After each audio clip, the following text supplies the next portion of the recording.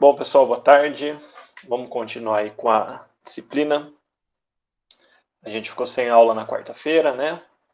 Então, só vou retomar um pouquinho o que a gente discutiu na última sexta-feira e continuar a nossa matéria. Basicamente, a gente só tem mais um pouquinho assim em relação a conteúdo, mas agora a gente vai entrar numa parte mais de exercício de aplicação, para na quarta-feira eu passar aquele primeiro exercício de aplicação para vocês fazerem, né, e tudo mais. Então a gente entrou aqui na parte de equilíbrio de corpo rígido, a gente estava falando de equações de equilíbrio, condições de equilíbrio, vimos quais eram as equações de equilíbrio, e aí a gente começou a falar um pouquinho mais de como são os nossos problemas reais, né? Eu falei para vocês dos vínculos, né, que a gente vai ter as nossas estruturas que vão estar sob a ação de forças, e que a gente precisa de elementos que fixem, né, essa nossa estrutura num ponto fixo, né? E que a gente tem diversas formas de fixar essa nossa estrutura. Tem a ver com os graus de liberdade que a estrutura tem e quais graus de liberdade eu vou retirar. Vamos lembrar, os graus de liberdade são as possibilidades de deslocamento que esse corpo rígido pode ter, que vai ser ou os deslocamentos, né, horizontal e vertical, ou o giro. E aí a gente viu que esses vínculos, né, eles vão travar, vão evitar, retirar cada um desses graus de liberdade, um ou dois ou mais graus de liberdade, e consequentemente, quando eu tiro, né, uma possibilidade de se deslocar da minha estrutura, vai surgir uma força naquele ponto, né, e uma força que seja relacionado com esse grau de liberdade que eu estou retirando. Então a gente tinha aqui o apoio móvel, que era esse tipo aqui de apoio, que possibilitava o deslocamento em uma direção, dependendo aí do jeito que está esse apoio, e o giro, né? O giro da barrinha naquele ponto. Consequentemente, né, por eu estar travando um deslocamento, nesse caso, deslocamento vertical e aqui horizontal, eu tenho o surgimento aí de ou uma reação vertical ou uma reação horizontal. Então essa reação vai aparecer para contrabalancear, né, fazer um esforço no sentido contrário de tudo que você tem aí em uma determinada direção. Então, por exemplo, se eu tenho uma barrinha que vai ter um monte de força vertical para baixo, essa minha reação muito provavelmente vai estar com uma força vertical para cima, de forma que anule tudo que tem ali em cima, para não impedir que a minha barra se desloque aí na direção vertical, por exemplo, que é onde ela está atuando. Depois disso, a gente tinha um apoio fixo, né, que é esse desenho aqui de baixo, que permite que a barra gire aqui nesse ponto, mas não permite os deslocamentos. Então, consequentemente, surge aí uma reação horizontal e vertical. E por último, a gente tinha o engaste, né, que era um tipo de apoio, né, um tipo de vínculo que restringe os 3 graus de liberdade. Consequentemente, naquele ponto aparece uma reação horizontal, uma reação vertical e um momento. Beleza? Então isso foi o que a gente viu na aula passada. Vou entrar com mais um pedacinho aqui de teoria e aí a gente continua depois fazendo alguns exemplos. Em função desses vínculos que a gente vai ter na estrutura, a gente pode classificar, né, a nossa estrutura de 3 formas. Então, basicamente, a gente vai ter essa relação entre o número de vínculos, né, e vamos pensar assim, cada vínculo ou cada tipo de apoio vai inserir no meu problema algumas incógnitas, que vão ser exatamente essas forças de reação, né, essas reações que a gente estava falando aqui antes, que são ainda de valores desconhecidos, e essa relação com essas incógnitas que vêm das reações com o número de equações de equilíbrio. Equações de equilíbrio a gente tem 3, né? Então, soma de força horizontal, soma de força vertical e soma de momento. Então, o que a gente pode ter? Situações que a gente tem menos incógnitas que as equações, número igual de incógnitas e equações e um número maior de incógnitas que equações. Essa classificação, né, é o que vai ser a hipostática, isostática e hiperestática. Nós aqui na disciplina vamos resolver só as isostáticas, que é o que a gente tem aqui conhecimento por enquanto para fazer. Só para eu dar algum exemplo para vocês, né? Vamos começar pela hipostática. Então, a hipostática, eu vou pegar aqui uma barrinha e vou desenhar alguns apoios que resultariam numa estrutura hipostática. Então, assim, se eu tenho 3 equações de equilíbrio, a hipostática vai ser quando eu tenho 2 ou uma ou nenhuma, né? Vamos desenhar um caso aqui com 2. Então, a gente vai pegar aqui, ó,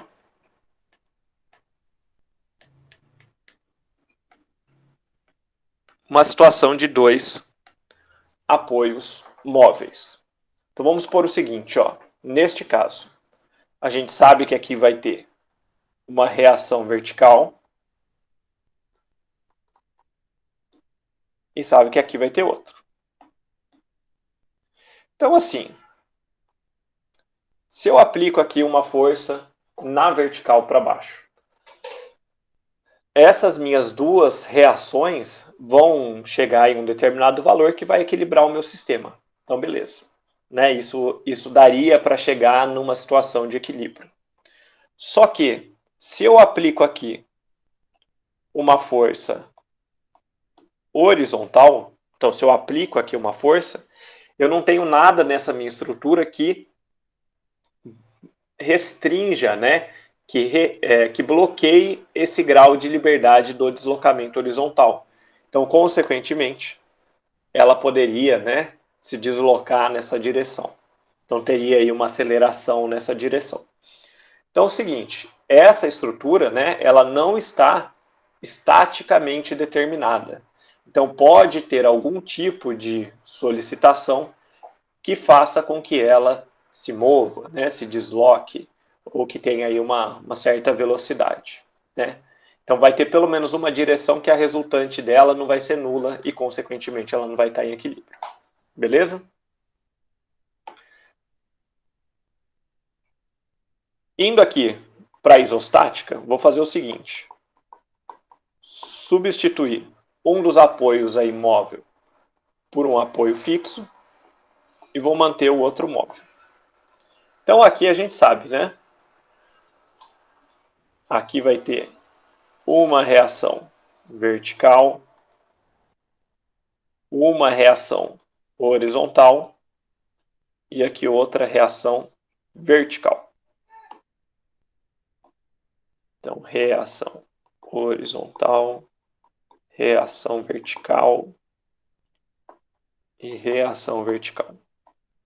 Então, nesse caso aqui, pode ter força em qualquer direção, tá bom?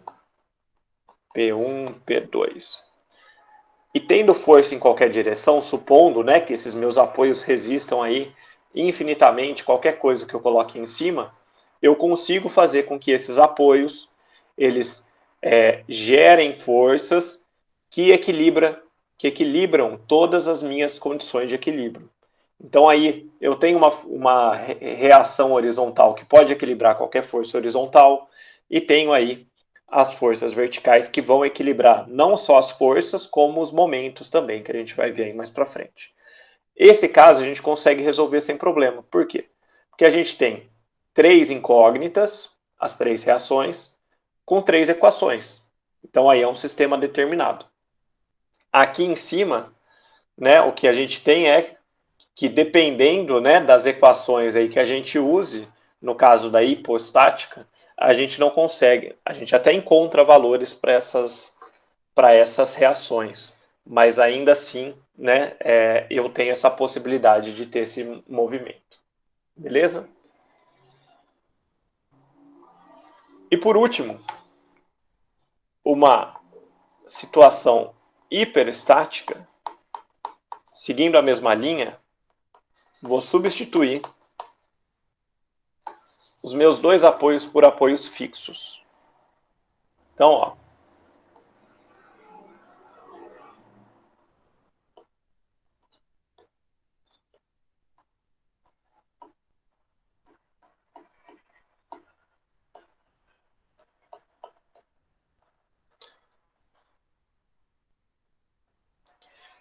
Então, se eu tenho 4 incógnitas, né, e 3 equações, obviamente eu não vou conseguir encontrar todas as respostas.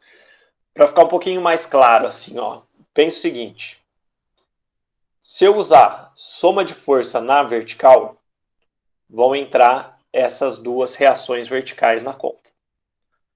Se eu fizer soma de momento em relação aí um dos apoios, vai entrar uma das reações verticais, dependendo de onde eu escolher. Consequentemente, essas reações verticais eu consigo encontrar o resultado. Só que vocês concordam que se eu fizer soma de força na horizontal, eu vou chegar numa equação tipo assim: RHA mais RHB igual a zero, né? E morre aí o meu problema.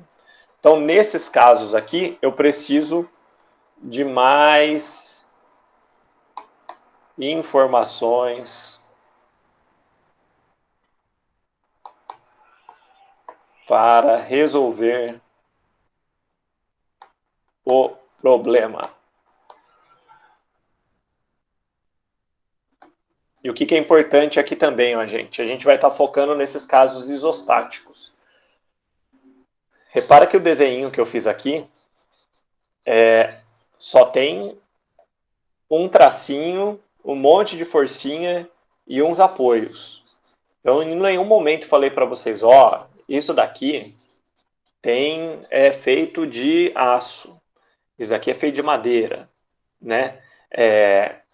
Isso daqui é feito aí com uma seção quadrada, né? O formato dessa barra ela é quadrada, ela é circular, tem 1 metro de diâmetro, tem 30 centímetros de diâmetro. Não falei nada disso, porque nos casos aqui isostáticos, para encontrar essas reações de apoio, nada disso importa. Então, o que vai importar são as forças, as dimensões da barra e o ponto de aplicação das forças e os tipos de apoio. Tá? Então, isso independe aí do material, do formato, né, das características mais reais do problema, diferentemente desses casos aqui, e que precisam de mais informações, que a gente vai ter um pouquinho lá no final da disciplina, mas que já é um outro universo de problemas. Beleza?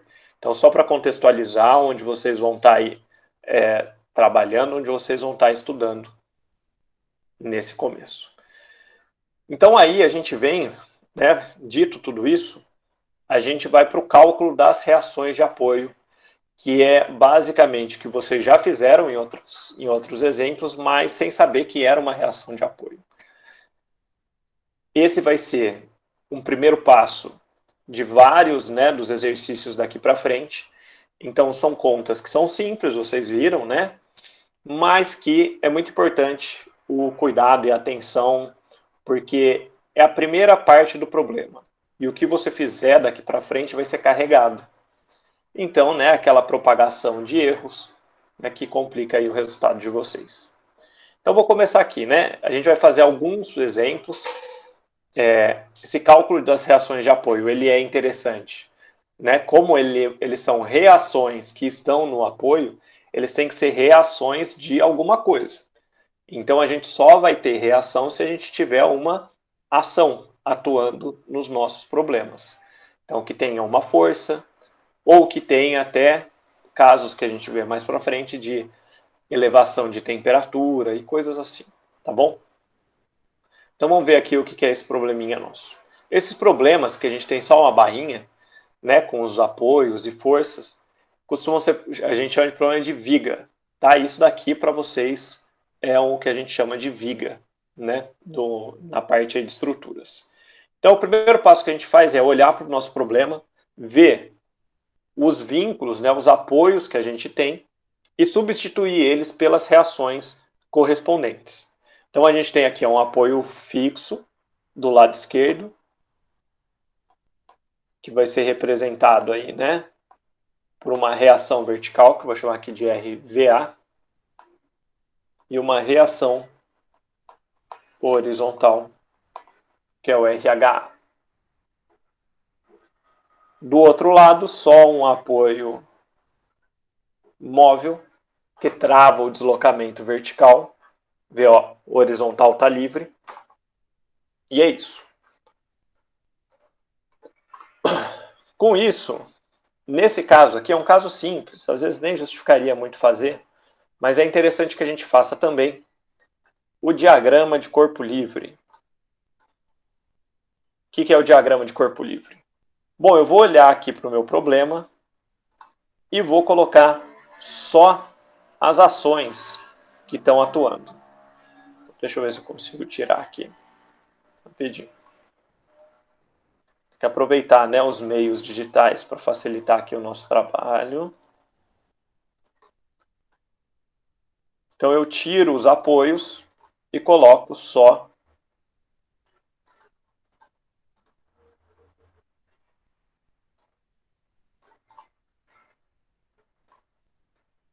tiro os apoios. Depois a gente vai fazer outras simplificações também. Mas a gente tira tudo aí, que não é de muito interesse, que pode confundir a gente, e põe só as forças. Porque é um diagrama que está com o corpo livre, por isso, né, diagrama de corpo livre, com todas as ações que vão gerar o equilíbrio. E a partir daí, pessoal, é aplicar as nossas 3 equações. Vamos começar aí. Pode começar por qualquer uma. Vou começar pela soma de força na horizontal igual a 0. E o que a gente tem no horizontal? Só a reação horizontal. Logo, né, gente, se eu não tenho uma ação no horizontal, não tem nenhuma força externa aí na horizontal, não vai ter reação horizontal, né? Não vai precisar mobilizar essa reação.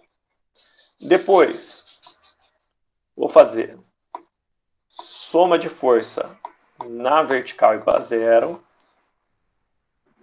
Então vai ficar aqui, ó, RVA menos 10 mais RVB.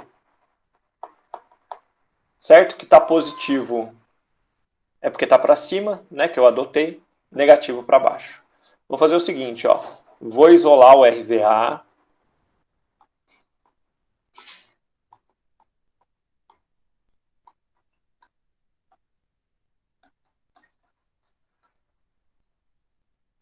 E vou guardar aqui essa equação. Ainda tenho a equação de momento. Em relação à equação de momento, eu posso escolher qualquer ponto da minha estrutura ou fora dela, qualquer lugar que eu queira aqui na minha tela, basicamente, para fazer essa soma de momento. Como eu falei já na outra aula, é mais interessante que você pegue ali um ponto onde você reduza o número de incógnitas, né, ou o número de termos da sua equação. Então eu vou escolher aqui soma em relação ao ponto A, soma de momento em relação ao ponto A, porque a gente tem 2 incógnitas chegando ali no A. Então, que estão aplicadas exatamente naquele ponto. E aí a gente elimina elas do nosso problema. Então vai ficar o seguinte, ó. Eu vou ter 10 vezes 3, que vai estar girando aqui, ó, no sentido horário, certo? E depois eu vou ter a minha reação RVB, que vai gerar um momento no sentido anti-horário. Então vai ficar, ó, vou chamar o primeiro aí de positivo, no caso aqui o horário. Então vai ficar 10 vezes 3 menos 5 RVB igual a 0. Em relação às distâncias, né? Estamos fazendo soma de momento em relação a este ponto aqui. Então a distância aqui, ó, perpendicular entre a linha de ação e o ponto que eu estou calculando no momento, então 10 vezes 3. E aqui, ó, distância de A até o RVB, que dá 5. Então aqui 5. Então isso aqui, ó, vai dar 30 igual a RVB. Então só simplificando aqui, RVB igual a 6 kilonewtons. Bom, agora eu vou pegar aqui, ó, essa equação que ficou sobrando, substituo o RVB, então vai ser 10 menos 6, então aqui 4 quilonewtons. E é isso, pessoal. Essa primeira etapa é isso que a gente tem que fazer. O que eu quero que vocês prestem atenção aqui? As minhas forças deram positivas, significando que elas possuem esse sentido mesmo que eu considerei. Porque eu chutei um sentido aqui, né, no começo. Supus aí que essa minha reação era para cima. Eu sei que ela é horizontal, mas não sabia se ela era para cima ou para baixo. Então isso significa que essa minha reação está no sentido certo, né? Por isso positivo. E outra coisa, tá vendo que essa força de 10, ela não está exatamente no meio, né, da barra. Ela está um pouquinho mais para o lado. E o que acontece é que essa força ela tem que ser distribuída para os apoios. E repare, né, é de se imaginar que o apoio que está mais perto do ponto de aplicação da força teve uma reação maior, como se mais força tivesse sido distribuída para aquele lado. Bom, faz sentido, né? Se vocês estiverem aí na mesa, se apoiar mais perto aqui de um pé, muito provavelmente esse pezinho aqui do seu lado vai estar mais solicitado do que o outro. Eu falo isso porque é importante para vocês terem, né, a noção de onde vêm essas coisas, né, que fazem sentido.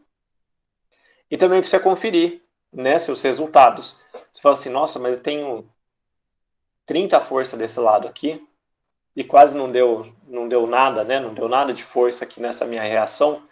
Será que tem alguma coisa estranha? Pode ser, provavelmente tem. Tá bom? Alguma dúvida disso?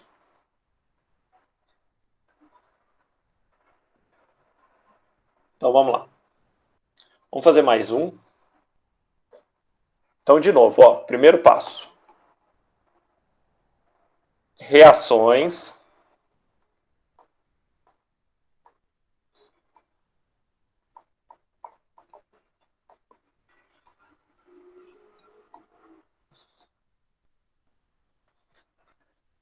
Bom, aqui ó, é uma força, ficou faltando eu apagar aqui, mas ela é uma força inclinada de 8 kN e aqui a gente tem as duas componentes. Eu só não apaguei. Deixa eu mudar de cor aqui só para... Então, se o ângulo aqui é de 45 graus, né, essas componentes, na verdade, elas vão ser as mesmas, né, em questão aí de valor, que vai ser o 8 raiz de 2 sobre 2. Vou fazer isso aqui já colocar o valor.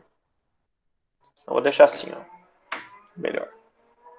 4 raiz de 2.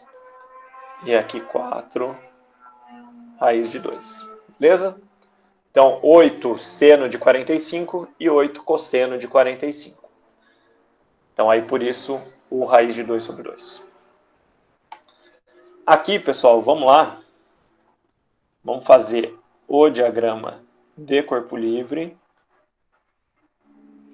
Deixa eu ver se eu consigo aí engambelar igual da outra vez.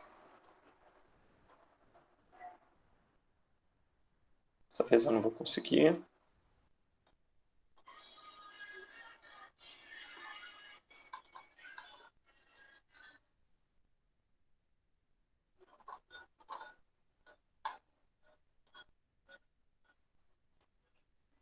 Gente, não é preguiça não, é porque aqui embaixo não funciona direito o meu touch.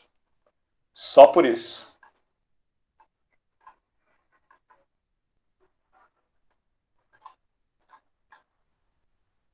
Fica faltando só aquelas componentes. Tá bom? Então falta aqui. Vou tirar a força inclinada e vou deixar só o que eu vou usar mesmo, que vai ser uma força vertical para baixo de 4 raiz de 2 e aqui horizontal também de 4 raiz de 2.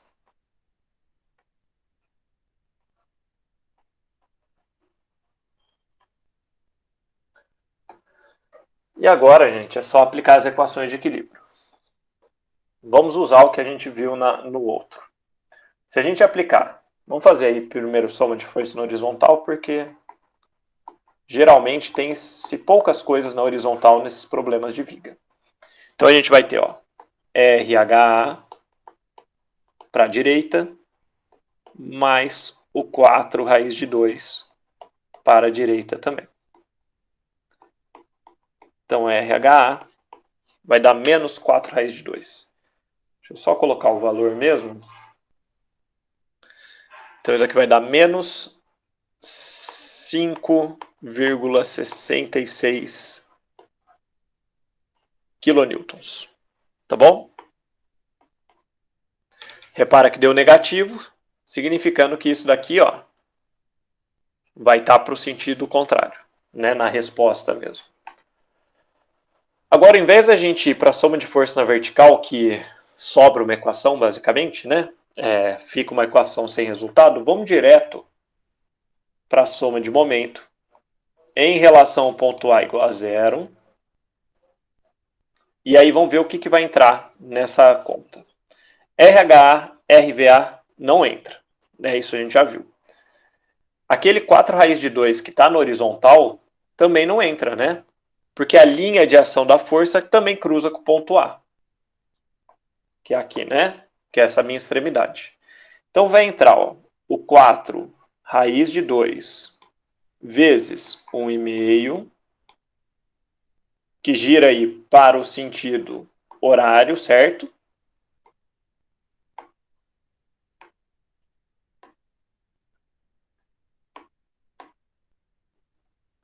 O 10 também gira aí para o sentido horário. E depois o RVB para o sentido anti-horário. Então vai ficar, ó, 4 raiz de 2 vezes 1,5 mais 10 vezes 3, certo? Distância lá do ponto A até a força de 10, menos RVB vezes 5 igual a zero. E daqui, ó, como a gente eliminou aquele monte de incógnita, a gente já acha o RVB direto. Deixa eu só fazer a conta aqui. Quem quiser fazer aí também para dar um suporte. Então isso daqui vai dar 7,70 quilonewtons. Beleza? E aí, para acabar, soma de força vertical igual a zero.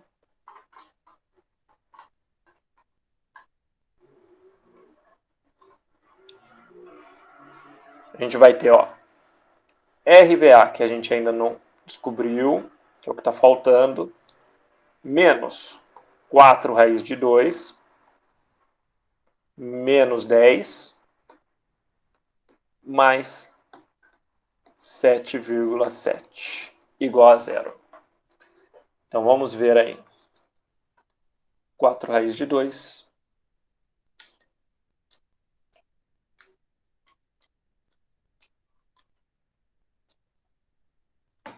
Então RVA 7,96 quilonewtons.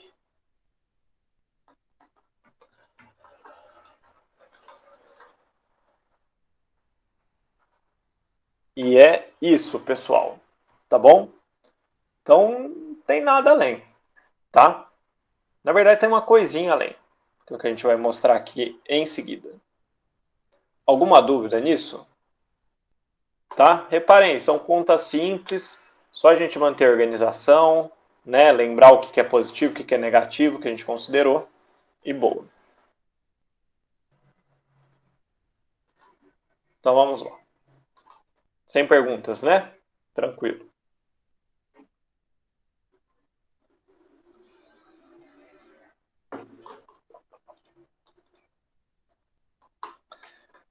Aí, pessoal, a única coisa que falta aqui eu mostrar para vocês, já mostrei várias coisas, e falando, né, agora, a gente estava falando mais dos vínculos antes, né, dessas classificações, e aqui vamos falar um pouquinho dos tipos de carregamento.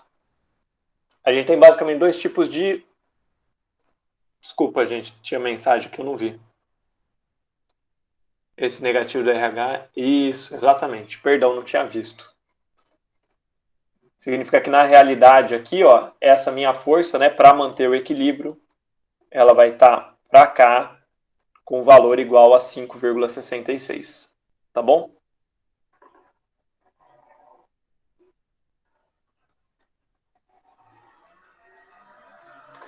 Então, né, a gente vai ter diversos tipos de forças. A gente tem uma parte que vai ser a próxima parte aí da matéria, que são as forças internas, que a gente está falando de tudo que está acontecendo por fora da nossa estrutura. Mas eu já falei ali para vocês que a gente aplica a força e ela vai ter que percorrer a nossa estrutura para descarregar, né, no ponto de apoio. Então essas são as forças internas, que a gente vai ver depois. Depois, a gente tem as forças externas, que são essas que a gente está atuando, né, que a gente está trabalhando. A gente vai ter dois tipos, né, as ativas e as reativas. As ativas são essas forcinhas aqui, F1, F2, F3, essas forças inclinadas, todas essas que a gente considera como as ações do nosso problema. E as reativas são aquelas que vêm dos nossos vínculos, tá bom? Então, dentro aí dessas forças, né, as externas, as ativas, no caso, a gente estava tratando só basicamente de forças concentradas. O que são forças concentradas? Então, vamos supor que a gente vai estar aplicando uma força em um determinado ponto, só que, né, não dá para a gente aplicar uma força em um ponto exatamente, né, num espaço muito pequeno. Na verdade, o que a gente tem é muito, muito pequeno, tipo infinitesimal. Então, isso a gente não consegue fazer na realidade. Então, o que a gente tem nessas forças concentradas são forças aplicadas numa área muito pequena. Pequena, assim, que eu possa considerar num ponto, tá? O que eu quero que vocês entendam é que, na realidade, né, o fato, posso fazer aqui a minha caneta ser uma força concentrada. Então, por menor que seja aqui a área de contato, né, dessa caneta com a minha mão, e que é o que vai aplicar força, ela ainda existe. Beleza? Então, isso é um tipo. E pode representar basicamente assim, várias situações. Pode representar uma pessoa em cima aí de um determinado ponto da minha casa aqui, do meu piso. Então, isso pode ser uma força concentrada. Vai depender muito do tamanho do problema que você está analisando, né? Então, até, sei lá, um carro pode ser considerado uma força concentrada, dependendo ali do tamanho do viaduto que você está considerando, basicamente. E além disso, a gente tem também as forças distribuídas. Então, o que seriam as forças distribuídas? Então, é como se você realmente distribuísse uma determinada carga ao longo aí de um comprimento. Essa distribuição ela pode ser de várias formas. Então, vamos dar um exemplo assim. Vamos supor que eu tenho uma prateleira aí de livros. Né? Tem uma prateleira aqui onde eu coloco meus livros. Se eu distribuo, né, um livrinho ali num determinado ponto, eu posso considerar que isso é uma força concentrada, né? É o peso daquele livro na minha prateleira. Agora, se eu pego e distribuo, né, uma N quantidade de livros nessa minha prateleira ao longo do comprimento, supondo que são livros exatamente iguais, isso é considerado um carregamento distribuído. Situações práticas, né, o que são aí carregamentos distribuídos? Em um edifício, por exemplo, as paredes, né, que elas são, espera-se que elas sejam da mesma espessura, da mesma altura, feitas aí do mesmo material, né? Então aí vão ter o mesmo acabamento, vão estar distribuídas aí uniformemente ao longo do seu de um comprimento que você está considerando. E várias outras situações, né? Você pode considerar. Então vamos pensar mais. Ao longo aí, conforme eu vou pensando em outros casos, até um equipamento que seja um pouco mais comprido, né, que tenha aí um tamanho um pouco maior, dependendo do que você está projetando, né, se o tamanho dele é mais ou menos aí parecido com o tamanho do seu elemento, ele pode ser um carregamento distribuído. Então, esse daí, onde essa intensidade, né, ela é constante, então aí todos os livrinhos são iguais, né, ao longo desse comprimento, é o que a gente chama de carregamento distribuído uniforme, que é este desenho aqui, ó. Então, essa é a representação que a gente faz dos carregamentos distribuídos uniformes. Então, é como se fosse uma barrinha ali, né, que vai indicar o sentido da força, porque isso é importante, né, no caso aí, força para baixo, mas pode ser para cima, para um lado, para o outro. E além disso, né, essa distribuição, né, desse carregamento, ele pode ter N formas. Uma das que a gente usa bastante também é esse carregamento linear. O que seria esse carregamento linear? De novo, vamos fazer aí o paralelo com os livros, de novo. Vamos supor que a gente coloca ali os livros de ordem crescente de tamanho e que, por coincidência, essa ordem crescente, né, do tamanho deles seja também uma função linear, né, onde você consiga ter exatamente aí um triângulo. Então, como se no lado aqui esquerdo tivesse pouco carregamento e ali do outro lado ele fosse maior. Como se você empilhasse, imagina você fazer uma... Peraí, tô passando avião aqui. Que você empilhasse, né, que você colocasse aí um monte de terra e fizesse assim ele inclinadinho na forma linear. Uma aplicação assim muito... Uma das principais aqui desse carregamento linear é quando a gente vai simular o efeito da água em estruturas. Agora vamos supor que em vez de aqui na horizontal, vocês estejam aqui, ó, na vertical,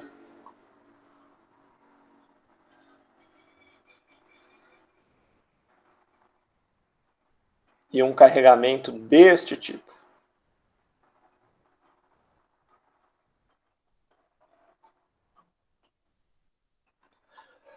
Então vocês já fizeram FT, né? Já viram aí um pouco disso.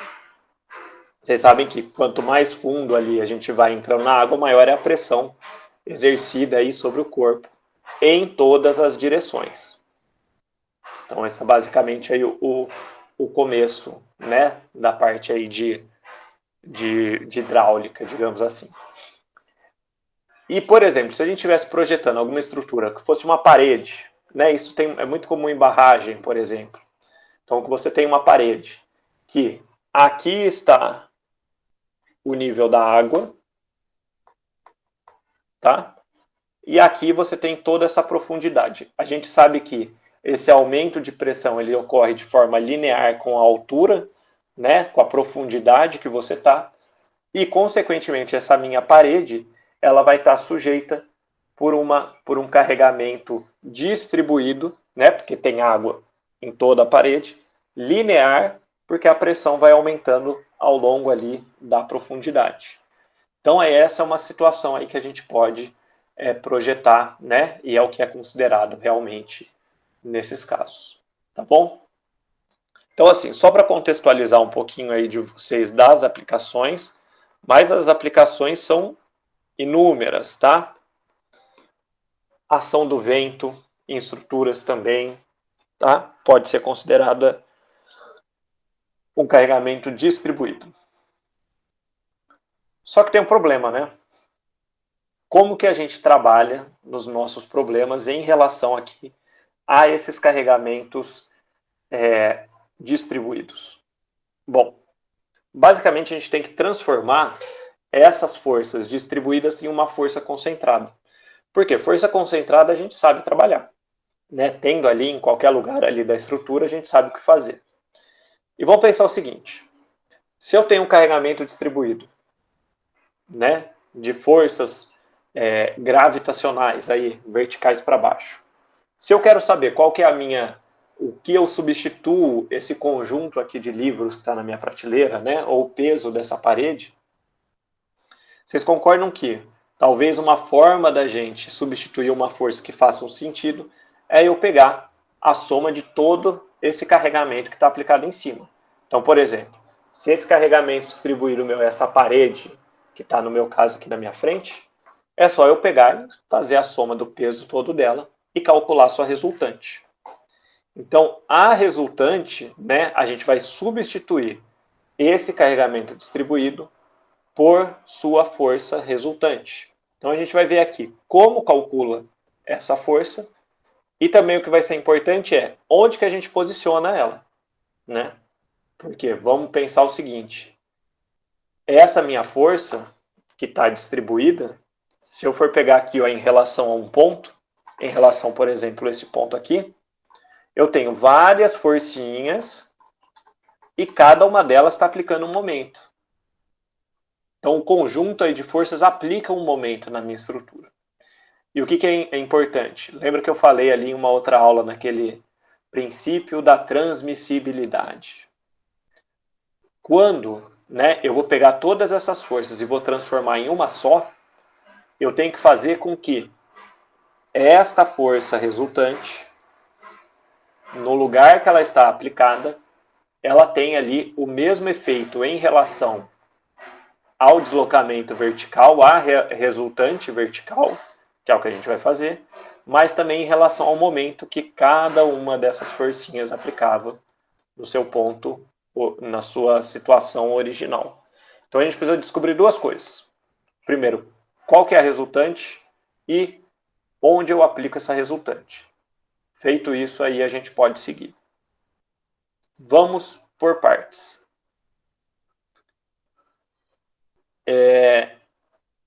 Vamos primeiro aí descobrir essa intensidade, né, a resultante da força distribuída. Aqui eu vou fazer uma dedução para um caso geral. A gente vai usar os casos simples, né? Uniforme e linear. Mas aqui um caso geral, só para vocês entenderem aí basicamente.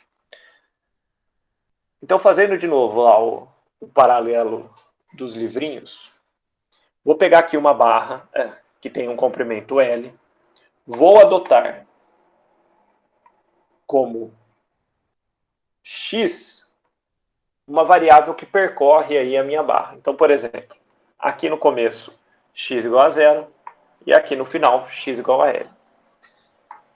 Vamos supor aqui que essa minha prateleira de livros está desorganizada, né, de uma forma qualquer, e que a distribuição desse carregamento ele se dá por meio de uma função que eu vou chamar aqui w de x. Então é uma função aí que varia ao longo de x, que varia ao longo da posição, né, da minha barra. Então vamos fazer o seguinte, se por exemplo eu pegar... ficou faltando só uma coisinha aqui que eu não falei, tá gente? Voltando aqui. Essa unidade, faltou eu falar da unidade. A unidade de carregamento distribuído, né, se força é kN, se eu estou distribuindo ao longo de um comprimento, a unidade aqui do carregamento distribuído ele vai ser kN por metro, newton por metro, newton por centímetro, enfim. Então vai ser força por comprimento, tá bom? O que leva também, né, a gente entender um pouco da análise dimensional do problema, que é o seguinte. Se eu tenho uma determinada força distribuída ao longo do comprimento, a minha resultante, né, o total, é basicamente eu multiplicar essa força, né, que está distribuída pelo comprimento que ela está atuando. Então, de forma aí que eu transformo em uma força concentrada. Isso é basicamente isso que a gente vai fazer. Só que para isso eu vou pegar o seguinte, ó. Vou pegar um pedacinho aqui, um dx, que aí vem uma integral, né, gente? Mas prometo que é uma integralzinha de leve. E nesse pedaço, vamos supor que está atuando um determinado valor de carregamento, né, referente àquele ponto, e que se eu multiplicar este carregamento por esse pedacinho, eu vou ter um pedacinho de força. Eu vou ter um dF, um pedaço da minha força resultante, tá bom? E aí, né, a partir dessa multiplicação do dF, que vai ser aí o meu Wx vezes dx, DFR, perdão, eu consigo calcular a minha força resultante, que vai ser a integral ao longo aí de todo o comprimento desse meu pedacinho de força. Ou seja, ó, a integral de 0 a L de WX vezes dx. Então, basicamente, né, pessoal, o que a gente está fazendo, se a gente olhar assim, só para dar um nome aí às coisas, a gente está fazendo a integral da função que define aí o comportamento do meu carregamento. E vocês sabem, a integral da função, ela representa a área da minha figura. Então, essa minha força resultante, ela vai ser igual, eita, peraí, a área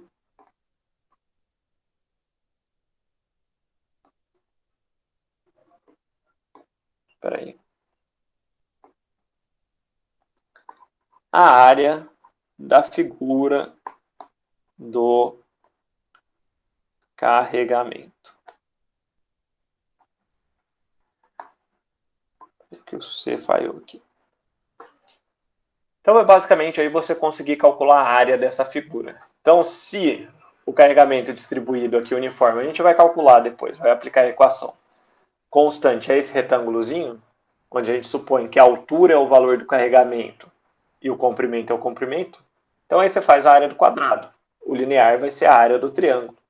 E só vai aí ser necessária a integral mesmo para casos mais, né, complicados, que vão aí equação de segundo, terceiro grau, enfim, seja lá o que pode ter. As aplicações, assim, que eu consigo me lembrar de carregamentos que não sejam uniformes e lineares são muito restritas, tá bom? Isso é pouca coisa.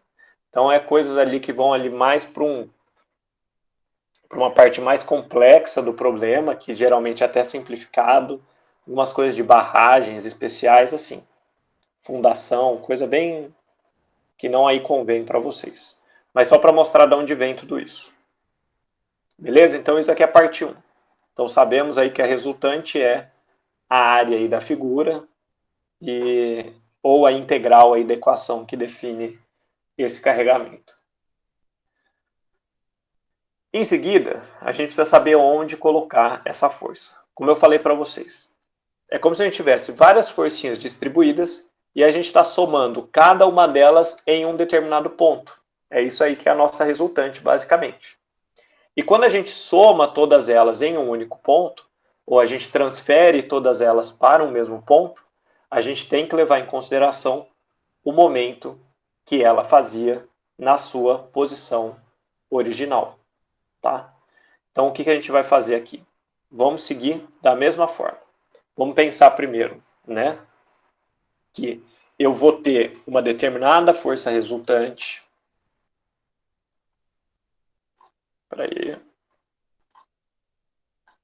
Que eu já sei qual é a intensidade. Então, que é essa minha força aqui verde. Que está aplicada em um determinado ponto que eu não sei, mas que é o que eu quero descobrir agora. Então, vou colocar aqui, ó.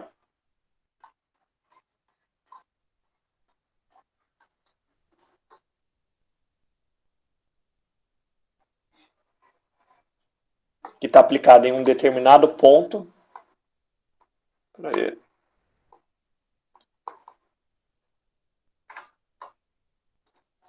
Esse ponto de aplicação, eu vou definir ele como sendo a distância ali do começo da barra, por essa variável aqui que eu vou chamar de x barra. Então, vocês concordam que esta minha força resultante, ela vai gerar um momento, se eu fizer em relação aqui ao meu ponto O, então, soma de momento em relação ao ponto O. O momento que essa minha força vai causar vai ser força resultante vezes x barra. Tá? Isso é o momento aí já da situação final de substituição. Então, vai ser força resultante vezes x barra. Só que isso tem que ser igual ao quê? Ele vai ter que ser igual a... Primeiro vamos olhar para um pedacinho de força, aquele meu livrinho isolado. que ele está aqui, ó.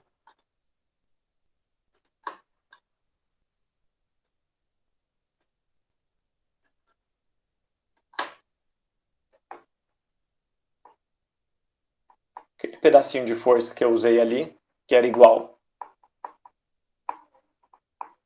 ao WX dx. E esse pedacinho de força, ele está aqui distante da minha origem, um determinado valor x. Então pensa comigo, ó. Deixa eu fazer uma coisinha para ver se melhora a visualização.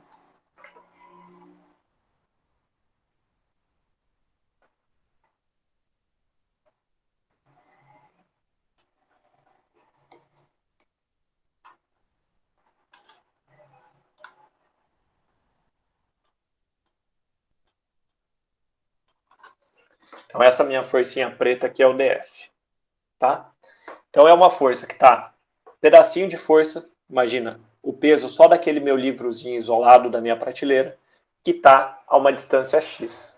Então, o momento que todo esse meu carregamento distribuído vai causar na minha estrutura é, se eu pegar cada um dos livros e somar, né, cada pedacinho do carregamento, multiplicar pela sua distância em relação ao mesmo ponto e ir somando. Então, ou seja, o momento causado por essa minha forcinha, ela vai ser x vezes o df. E se eu quero saber do carregamento todo, eu tenho que repetir esse procedimento ao longo de todo o comprimento, né? Então, desenvolvendo aqui um pouquinho mais e substituindo as coisas, eu vou ter... Peraí.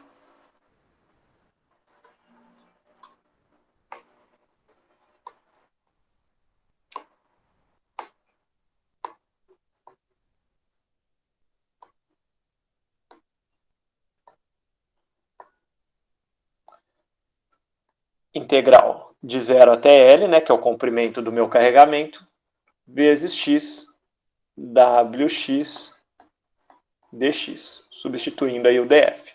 Como eu estou interessado no x barra, né, eu estou querendo saber qual que é a posição, porque a intensidade eu já sei, resulta aí que é a minha equação.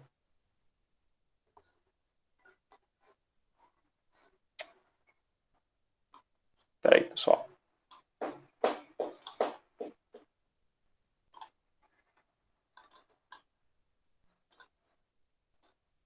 X barra vai ser integral de 0 a L xwx vezes o dx dividido pela força resultante. Então, gente, o que eu estou passando aqui para vocês é a definição mais geral aí que a gente tem de como calcular essa força resultante em função de qualquer carregamento que você tem. O que é importante vocês tirarem disso daqui? O que nós estamos fazendo é pegando esse carregamento, transformando em uma força só, né? Então estamos somando aí cada parcelazinha desse carregamento e também colocando ela numa posição que o efeito dessa força resultante seja igual ali em relação ao momento do carregamento todo. E o que a gente vai fazer agora? Vocês não vão precisar ficar integrando sempre. Então o que a gente vai fazer é deduzir diretamente qual é o valor dessa reação, dessa resultante e essa posição para cada carregamento aqui. Vamos começar pelo mais simples, tá? Pelo carregamento distribuído uniforme. Vou supor aqui que ele tem um carregamento P, que está em unidade quilonewton vezes metro, por metro. Supor aqui também, né? Já como a gente vai integrar, a gente tem que definir uma origem. Vou definir que a minha variável x começa aqui do lado esquerdo. E vamos aplicar as equações. Vamos começar com a força resultante. É para dar P vezes L, né? Para ser essa área, basicamente. Mas vamos fazer isso. Integral de 0 a L de Wx dx. Bom, qual que é a função aí que descreve o meu carregamento? Bom, gente, é constante, né? Então, Wx igual a P. Então, de 0 a L, P dx. Força resultante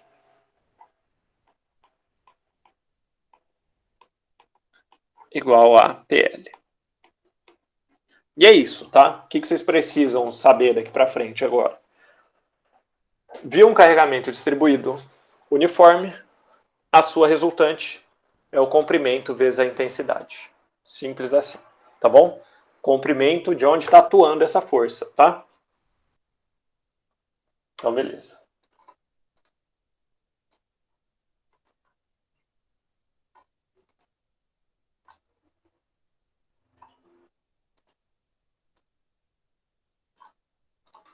Agora vamos calcular a posição. Então, o x barra. Então, ó, é a integral de 0 a L de x. Vou substituir direto, tá? X vezes o Wx, que é P dx, dividido pela força resultante. Vou deixar para dividir, substituir depois. Então, vai ficar, ó, 1 sobre a força resultante, que é PL, vezes agora a integral de Px, que vai ficar Px quadrado sobre 2, de 0 a L. Então, x barra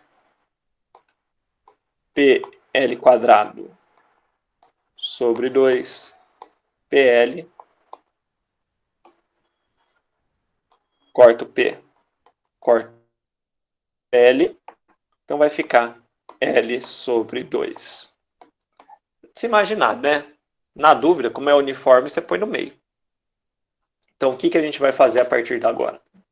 Então, vamos substituir esse carregamento distribuído por uma resultante que a gente costuma fazer tracejado para indicar que isso é uma resultante de um carregamento distribuído, com intensidade PL,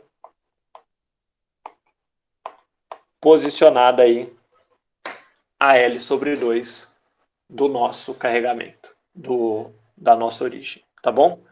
Ou seja, bem no meio aí do quadradinho. Então é isso que vocês precisam saber a partir de agora. Beleza? Quem mandou Beleza. não? Então tá.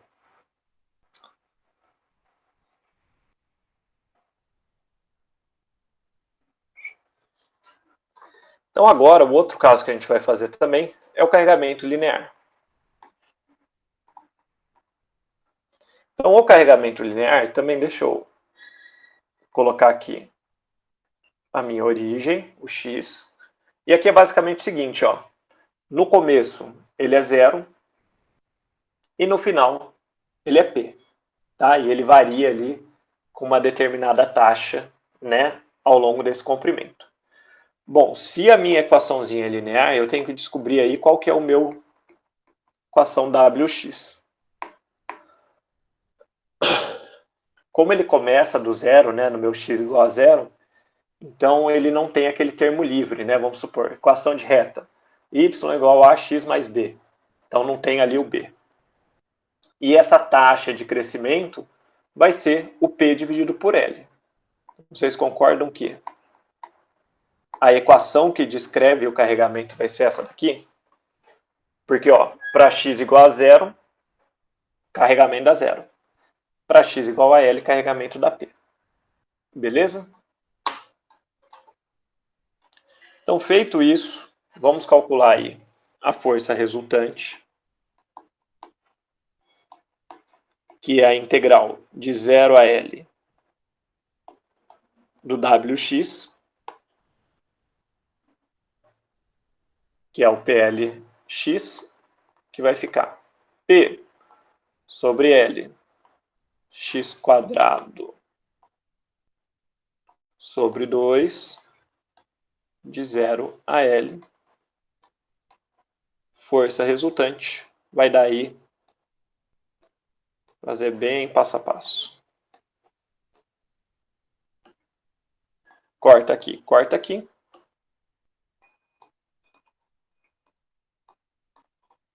PL sobre 2. Né? Como eu falei, a área da figura que você tem. Então, um triângulo de L por P. Então, PL sobre 2.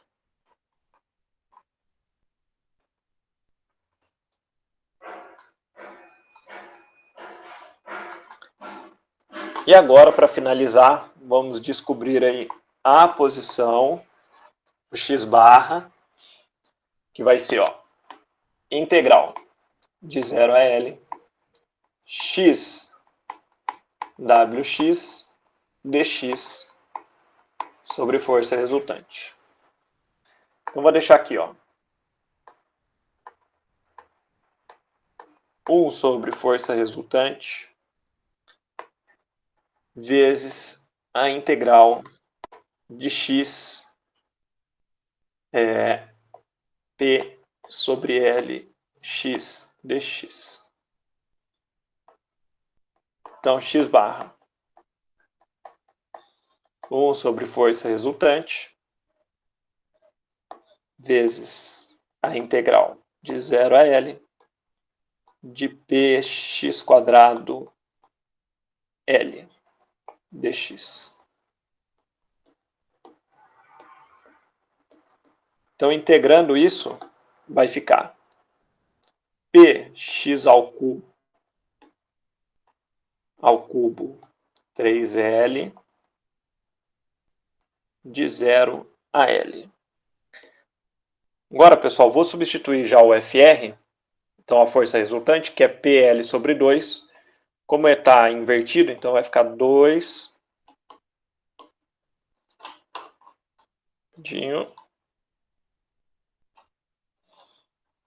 Então, substituindo a força resultante, está invertido, então fica 2PL. E aqui, substituindo o L, PL ao cubo sobre 3L. Vamos ver o que dá para cortar aí. Corta o P com P, esse L com esse L, sobra só o L aqui.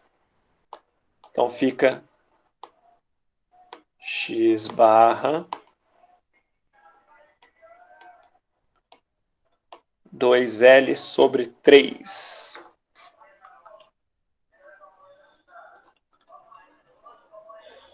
Ou seja, vai ficar a 2/3 ali da minha origem. Então, 2/3 do lado menor. Então, quando eu olhar para o carregamento triangular,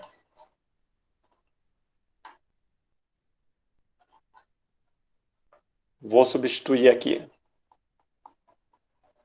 pela minha força resultante de PL sobre 2, posicionado a 2/3 de L. Tá bom? E pensa assim, ó, para vocês não confundirem, né, o 2/3, 1/3. Ele vai estar sempre posicionado para o lado maior. Então, lembra que eu falei aquela questão dos apoios? A questão dos apoios, que eu tenho uma força que estava mais para o lado de cá, então o apoio de cá recebeu mais força. Então, faz sentido que que o seu carregamento, né, que a sua resultante, esteja mais para o lado onde tem mais força aplicada. Tá? Então, vocês podem guardar assim, 1/3 do lado maior ou 2/3 do lado menor. Tá? E é isso, gente, que vocês vão seguir a partir de agora para os carregamentos uniformes e lineares. Então, não precisa fazer integral. Você pode só substituir ali pela sua resultante e aplica ela no lugar certo. Beleza?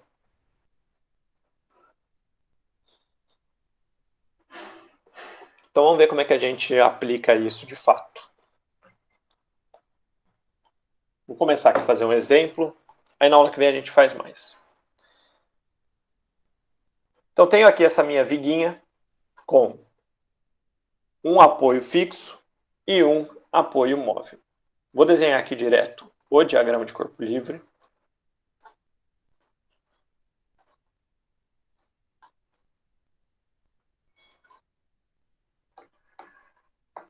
Então, vou ter, ó, aqui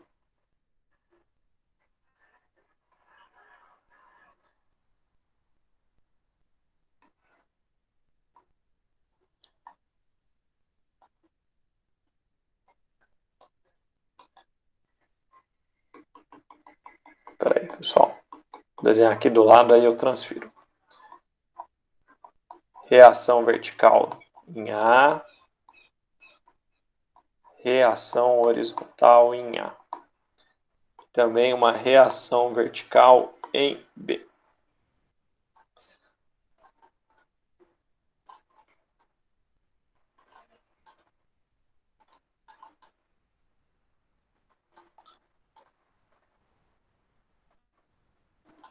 Então, as minhas reações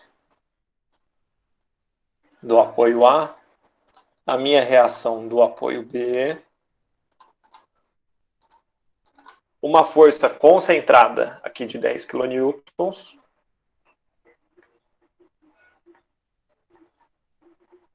E agora, né, a gente tem que transformar esse carregamento distribuído de 5 kN por metro pela sua resultante. Então, o que a gente vai fazer? Comprimento total do carregamento, 6,5 metros, vezes os 5. Então, 32,5 kN, que é a minha resultante.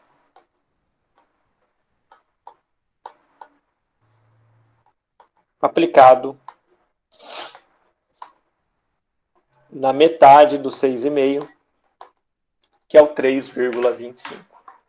Feito isso, gente, acabou, né? Já é tudo igual ao que a gente costuma fazer.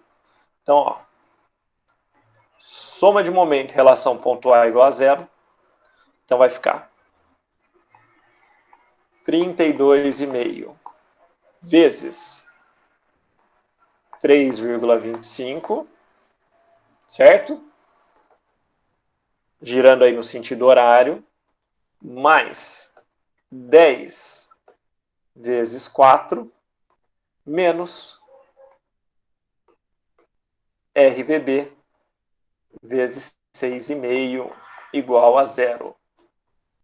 Então, pessoal, RVB, fazendo essa conta aqui,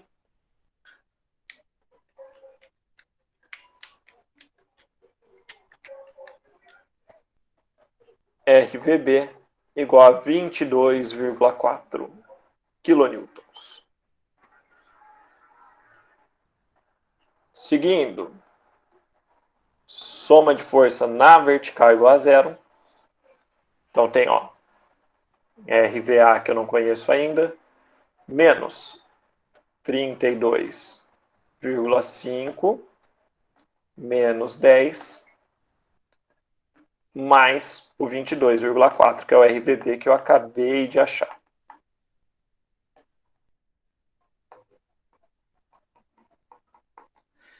Então isso, ó, vai me dar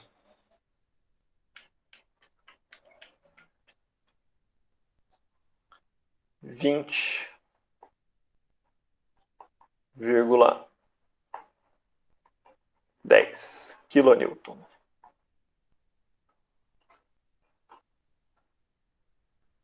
E por último, né, só para constar, a gente tem, ó, soma de força na horizontal igual a zero. Bom, na horizontal eu só tenho o RH. RH igual a zero. E é isso, tá, pessoal? Só indicar aqui os sentidos, ó.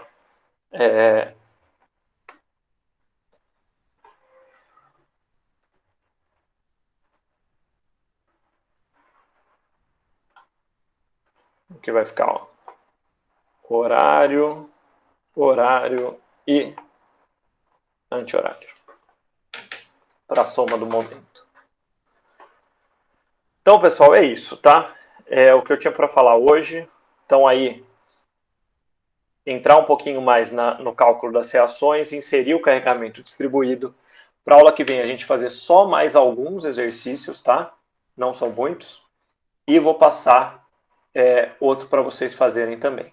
Eu vou deixar uns para fazer na outra aula, que seria só do exercício, que aí vocês dão uma lembradinha, tá? E depois só terminam mesmo. Beleza? Alguém quer perguntar alguma coisa? Se não, podem deixar o nome aí no chat, irem saindo, e bom final de semana para Professor, vocês. Oi. eu queria perguntar sobre aquele exercício que está no Moodle, que é para entregar. Mas Eu não encontrei o enunciado dele. Não, então. É porque eu já passei para outra turma. Para vocês eu vou passar só quarta-feira, tá? Então a data é diferente para vocês. Tá bom?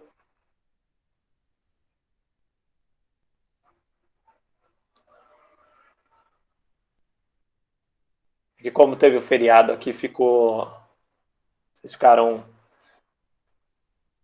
com aula diferente.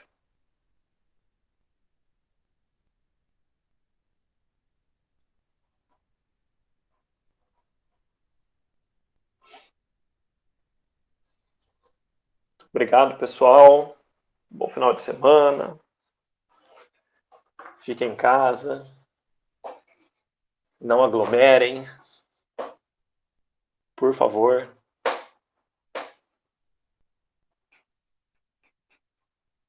Até mais. Valeu, vocês também. Obrigado.